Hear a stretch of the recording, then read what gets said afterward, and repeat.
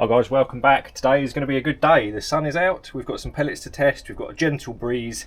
3 of my main rifles are out today and I'm very excited to try these. These are the H&N Excite hammers. Terrible name, but these look to be a fantastically built little pellet, typical of H&N's build quality. Most important thing is these are still under £5 a tin. These were £4.69p. These are H&N's cheapest dome-headed pellet. I'm going to give you some close-up pictures and things to have a look at. Having picked through this tin, they look phenomenal. They look really well put together. There's not a damaged skirt in sight, and after the performance of the Econ 2s a couple of weeks ago, really wanted to give these a try. So very much a budget pellet. We're going to start the distances quite short through all of the different rifles and the Catran in single shot and multi-shot format, and then depending on which of these groups the best, up at 25 yards, then we'll take it out into the fields and find the limits of these pellets. So we've got an awful lot to do. I'm going to get my targets out. Let's get into it, shall we? Right, I'm going to start with the 9015. So this one we tend to start with on the channel. The main reason being is that the barrel arrangement on this, I'm loading the pellets directly into the back of the rifling itself. So the loading arrangement on this is actually fairly typical of your average spring-powered rifle, actually. Of course, I close the transfer port behind it, but the most important thing with this is I can immediately feel whether or not there's any variation in the size. Of course, if they go in easier, then they're slightly smaller. If they're tighter, then they're slightly larger. What we will do when we get home, probably a little unfairly to them, we're going to measure these up, we're going to weigh them as well and see what sort of spreads that we get from a budget pellet from H&N. Now, of course, it's a little unfair to expect to get premium performance and premium build quality for this sort of money, but we're going to do it anyway. This is H&N after all. First thing I have noticed with these, they've got a bit of a weird smell. Now, I don't know whether that's a coating that's on there from the swaging process, some sort of machine oil, I don't know. But they definitely smell quite a lot more pungent than the normal ones. There's definitely something on here. And also, the heads are very, very shallow on these. They don't have a particularly large dome to the head. Whether that will cycle through the magazines in the Catran very well, I don't know. So I'm going to start off with this, get some groups out. You can see on the target card up the top here, we've got 5 little crosses on the card. We'll start in the middle and then work our way around in some 5-shot groups and see how they go. 10 metres, that's what we're going to start with all the rifles, as we did with the Econ 2s, and then we're going to progressively bring the distances out in this relatively sheltered area. And then, depending on which one shoots the best, we'll take that out in the fields and see if we can find the limits of them, shall we? Let's do it. Right, this was zeroed up for JSB heavies, so I'm not quite sure where the point of impact is going to land. However, we'll start in the middle of the card. Right, that's loaded in there beautifully. Now on this, and the XTI especially, I'm going to be struggling actually. I'm just under the minimum focus distance on both the scopes. We may have to miss out with the XTI until we push the distances out a little bit, so I literally can't focus. That's 25 yard minimum focus. This has the factory Anschutz barrel in it now. We've been messing around with a CZ barrel, but that's back off again. So this is the factory Anschutz barrel. The XTI has a Walther barrel in it, and the little Catran has a CZ barrel in it. All the different loading arrangements, so quite a good, we've got all bases covered really for sort of typical rifle layouts, and as I've mentioned, this actually is not too dissimilar to your average spring rifle. So right, stop waffling, let's get shooting. Let's go. They definitely feel a little bit strange on the old fingers. There's obviously some sort of machine oil on there, something like that, a bit different to your usual premium versions.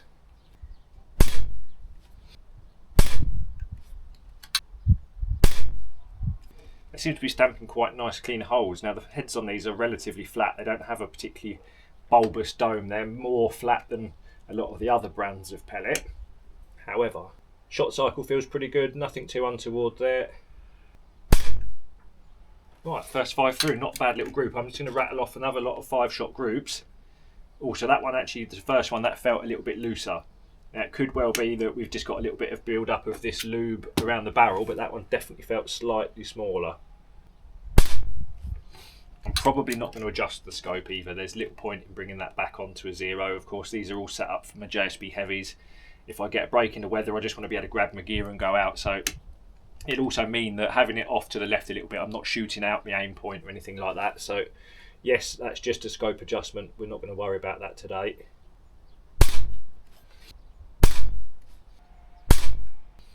Right, well that one's just gone through the same hole as the others, so that's a good sign. So bearing in mind that I am using pretty much JSB made pellets and their derivatives for the majority of my shooting, I've got to be honest, certainly these entry level pellets that H&N do seem to be very good value for money. and it sort of smacks that we're being ripped off really by a lot of the other brands. If H&N can build a pellet of this sort of tolerance and spec, as in the consistency on the batches and everything else is much better than anyone else's out there, and still charge less than £5, what's going on with the prices of everyone else's? Something that I noticed a little while ago using some of them other H&Ns, although the groups weren't super tight, didn't get any of them flyers that can really spoil your day, which means they would probably be a good option for sort of short range pest control. Now of course you don't necessarily need bench rest tight groups for pest control, but you do need a humane group sort of sub 5p, which these look like they're doing pretty well at the moment. They seem to be tightening up quite nicely, and I haven't noticed any of them wild flyers that would really spoil your day if you were pest controlling. So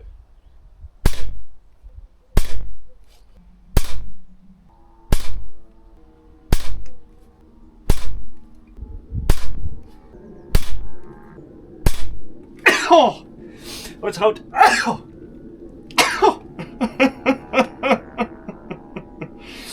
Oh. I felt that sneeze brewing just as I was about to get the shot off. I managed to hold it in just about. Oh,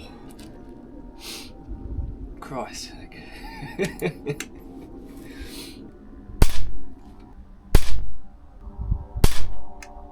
Right, I think that's 25 shots. Let's go and have a look at those. But first impressions, actually really nice. They've all loaded nicely. They feel consistent. Nothing really too untoward. Groups are a little bit scattered, but of course, budget pellet. Every barrel's different. However, first impressions, not bad. Let's go and have a look. Right, only at 10 metres. Interesting. These little groups, little tiny clover leaves there. That is probably, well, we're 2 and a bit pellets, so that's under a centimetre. That one was a little bit broader. That was the first one. So you can see this was the first group. They've got progressively tighter. Although that one there, that was probably me with my sneeze and everything else. So actually not too bad. The little groups, look, just above the tip of my finger. So not too bad at all. Just above fingertip size. Quite happy with those really. Right, Catran now. So I've just loaded the magazine up. Stick a quick photo up. You can see that there's no obvious signs of any dings or damage to them pellet skirts. They certainly look to be of decent build quality at the moment. Right, let's see how they go. We're going to do a couple of groups from the single shot loader, and then we'll swap over to the magazine and rattle off a whole magazine probably. So left side of your card.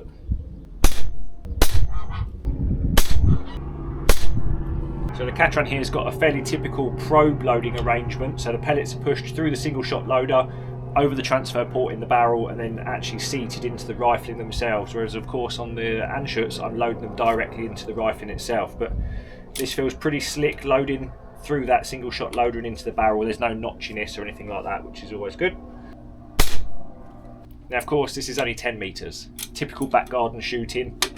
Just generally plinking, enjoying yourself. Short range pest control as well. Often, certainly in the UK where you've got a lot of small holdings, farms like that, a lot of rat shooting that's done generally well under 15 yards in most cases. Not to mention 10 metre Olympic disciplines of course, but a little bit outside the scope of a Catran shooting £4 worth of pellets. Come on, there's something cool happen. That actually looks like a proper little 3-leaf clover there. That's pretty cool. Right, let's I'll tell you what, we'll pull that out. We'll go straight onto the magazine. Right, magazine. Right, top cross. Let's see if we can rattle off a full magazine and see what happens with a bit of speed. You can see there's a slightly different point of impact.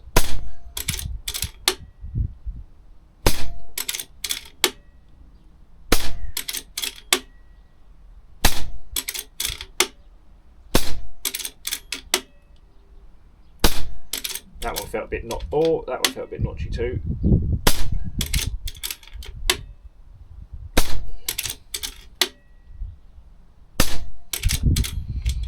Oh,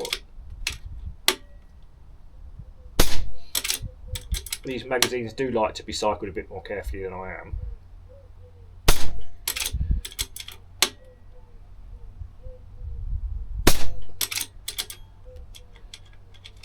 Ooh.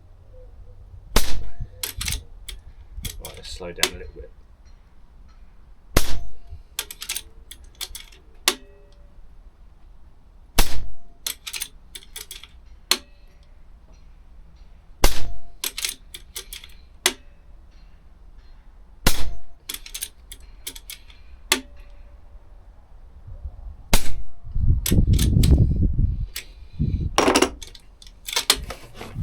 that's not bad. Let's go and have a little look at those, shall we?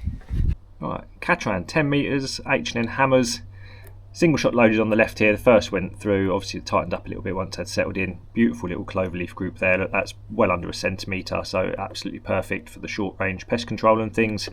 The little CZ barrel in the testing we've done previously does seem to quite like these harder pellets, so not a bad sign. Look, full magazine through there, rattled off pretty quick. This flyer here and this one that went up the top there was when I was whipping it back and forwards a little bit quick. Didn't load them quite so nicely, as obviously taking your time. However, still under £1 coin, perfectly humane if you have to rattle off them shots at the short ranges. So yeah, I'm quite happy with these so far. What we will do, we'll quickly grab the XTI and see if we can actually see the target card, see if we can get a few groups off at 10 just to try and make it fair, but I think we might well struggle. But so far, first impressions through the Catran, really good. They loaded quite slickly. Take your time through the magazine and they load quite well. If you're being a bit vigorous with it, then you're going to get the odd one snagging up, which to be fair you'll get with any pellet. So yeah, first impressions for a £5 tin of pellets, really good. All right, let's carry on. Right, we'll give it a go with the XTI. I've backed off the magnification to 6 mag and it's actually focused on parallax distances set at 25, so we're way inside of that. I've got something of a sight picture, but it really isn't that nice at all, so it's quite parallaxy. Of course, we're way inside of its working range, but it'd be nice to get some proper comparisons. Well, that loaded lovely. I've got my illumination on actually. It sort of seems to have made it a little bit easier to spot where I am. Right, weird. I was expecting the point of impact to be slightly... Oh, okay. I adjusted my elevation. I was using this the other day, so...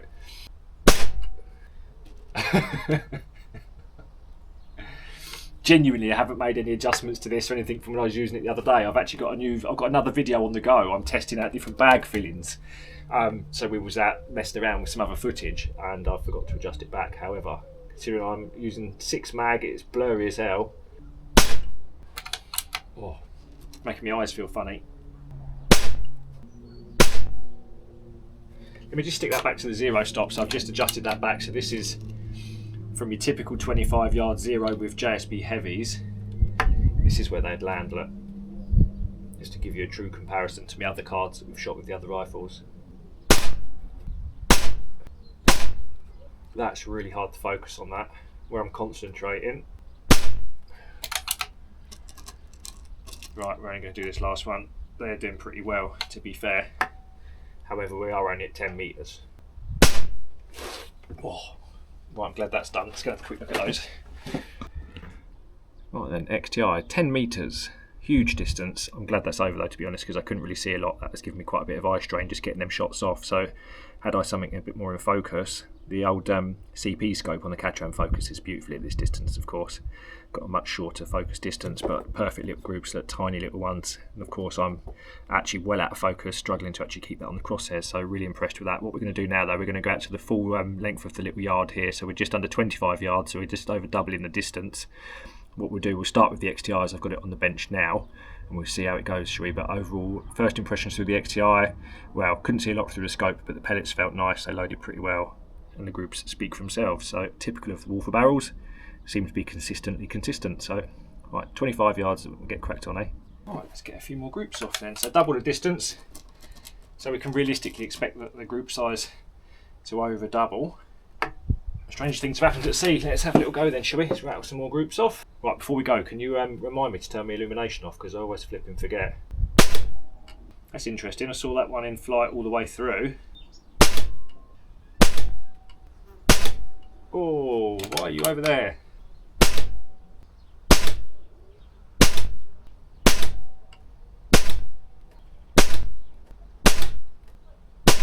Oh. I hope something cool happens with the old 9015 on the Catran. Oh no. Oh, see, that one's gone straight down the centre again. Absolutely middled it. Oh, gutted. Right, that'll do for this one. That's a bit annoying. Super tight at 10, just under 25. Then groups have opened up a little bit. As you can see, there is a bit of a breeze running, but not a horrific amount. Right, let's go and have a nose at those. Well, that's a bit disappointing. Fingernail sized groups at 10 yards, 10 metres, sorry, 25 yards just under, and they've pretty much tripled in size. That's a bit annoying. They felt nice, the sight picture looked good, they were running pretty fast as well, but them groups have opened up a fair bit, and I've got a pretty decent sight picture at this range as well, so I was also struggling to see at the shorter distances, but no excuses at this range, and the groups have opened up unfortunately. I middled it a few times, but then getting a bit of a few flies around there, but that's over an inch group really, so yeah, perfectly fine for blinking cans and things at that sort of distance, but I really wouldn't want to risk that for pest control. However, still under £5 a tin, pretty good. Right, what should we do next? Let's do the Catran next, same again. Okay, single shot loader first through the Catran. Get a few shots off. You can see on the card here, left side of the card is for the single shot loaded groups, and then on the right side of the card, we'll rattle the mag off. You see what I mean? If you haven't watched that video from last week with them Gamos, they were comically bad. Another budget one. It just gives you an idea of how poor some manufacturers will let stuff out the door. Whereas these made in Germany, probably from melted down ones that are imperfect from their premium ones, but who cares when they're under £5 a tin? They group nicely, they're well put together, and we will check when we get home to actually see how tight tolerances they're built to, because it wouldn't surprise me if they're probably as good as all of their others. Oh, that one walked a little bit. Have had a thought though. It's not really in H&N's interest to make their budget pellets better than their premium ones, is it? Because of course no one would buy their premium ones. That's an interesting train of thought. Oh no, why are you all out there? How strange. I wonder if there is some slight variations in the sizing or the weight. The same with the XTI, we had a few through a little bulk of the group and then a couple of, not so much flyers, but yeah, definitely flyers. Right, second single shot loaded group.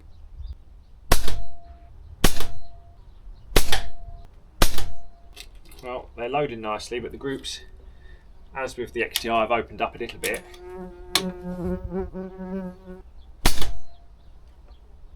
Very peculiar. Right, let's go on to the magazine. We'll run off a whole mag. I can get that.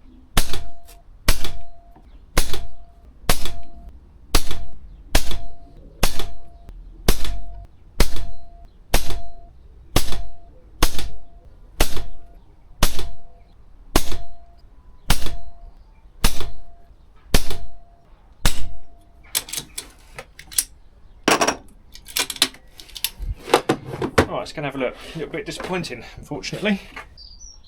Right then, Catran, just under 25 yards. The two groups on the left here, you can see we've got an obvious bulk of each group and a couple of flyers around them. Now it's only fair to expect that you double the distance, the group sizes are double.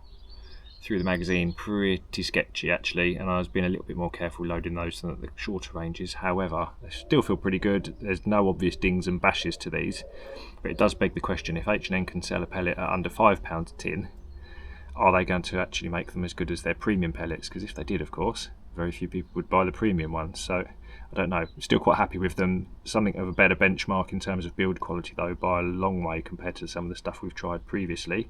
Right, let's hope something cool happens with the 9015, shall we? Okay, 9015 again. Hopefully something cool will happen.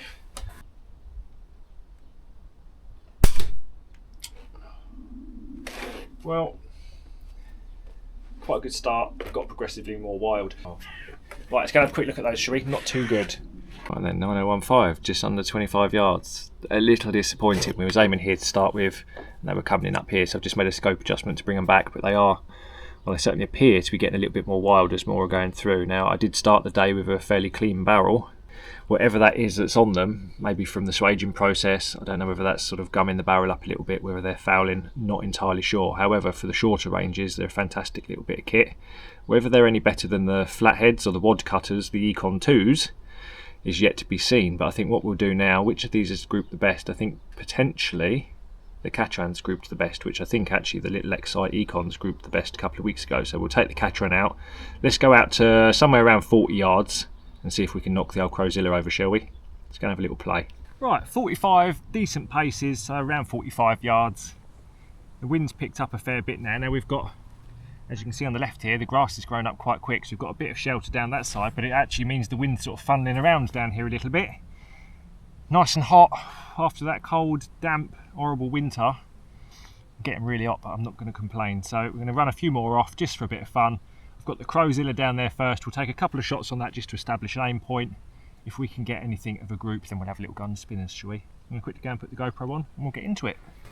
Right, GoPro is on. I've just moved it out of the way a little bit. Put the single shot loader in there because the groups were marginally tighter than with the magazine. Now I can tell you already, without measuring them and weighing them, just picking through these, loading them, everything else, these and the Econ 2s from a couple of weeks ago are probably some of the best pellets in terms of the build quality and the tolerances of build than anything else on the market.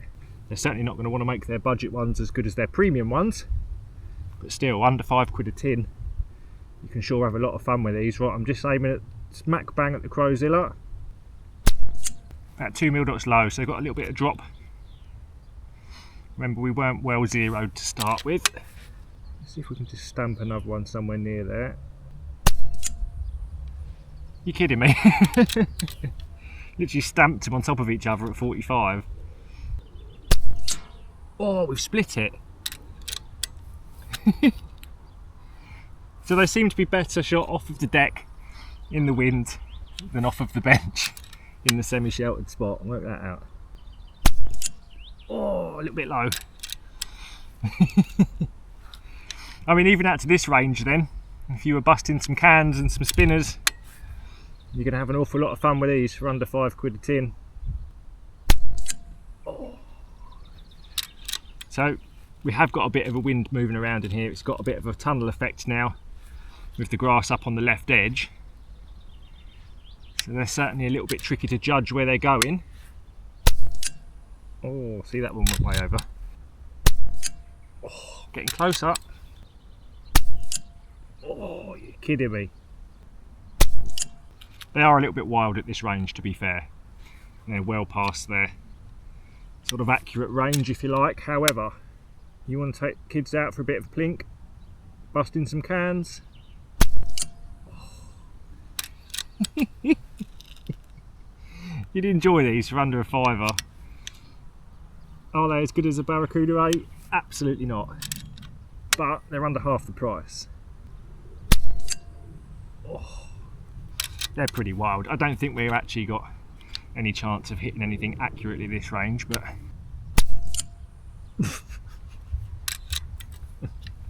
alright, last shot. We'll go home and we'll measure these up and see what sort of tolerances we've got. Oh, just 12 o'clock hit. No, we've got to have another one.